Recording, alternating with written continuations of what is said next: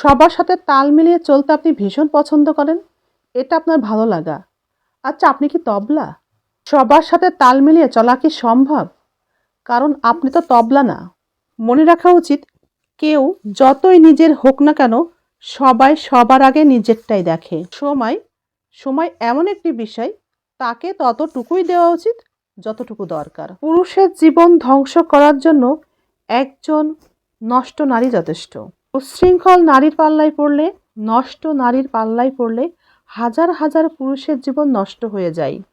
এই বিষয়টি মেনে নিতে কষ্ট হলেও এটাই কিন্তু বাস্তব, এটাই সত্য। পুরুষের জীবন নষ্ট হওয়ার অনেক কারণ থাকলেও নারী কিন্তু পুরুষের জীবন নষ্ট করার অন্যতম কারণগুলোর একটি। কি বলেন আপনারা? আমি কি ভুল বললাম কিছু? আপনার কি আছে কি নেই তার উপরে আপনার সুখ নির্ভর করে না। আপনার যা আছে তার উপরে লোভ এবং চাহিদাকে সীমিত রেখে যদি বাস্তব চিন্তা করেন, তবেই আপনি সুখী। প্রিয় মানুষটি যদি ছেড়ে দিলে ভালো থাকে, তবে তাকে ছেড়ে দিন। মানুষটি যদি ছেড়ে দিলে ভালোই থাকে, তবে তাকে ছেড়ে দেওয়াই উচিত। কারণ ভালো রাখার নামই হচ্ছে ভালোবাসা। জীবন সঙ্গী হতে হবে বিশ্বাসী। অন্য সব পাখির মতো তাকে উড়তে দিলেও সে অন্য কোনো ডালে গিয়ে বাসা বাঁধবে না। যাকে বিশ্বাস করলে বিশ্বাস ভেঙে দেবে না। কেউ যদি জীবন থেকে ছেড়ে যাওয়ার ইচ্ছা পোষণ করে, তবে তাকে ছেড়েই দিন, তাকে মুক্ত করে দিন।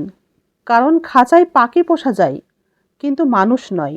কষ্টের কথা শুনতে চাইলে মেয়েদের কষ্টের কথা শোনার মতো দুইজন মানুষ আছে, একজন স্বামী আর একজন হচ্ছে মা।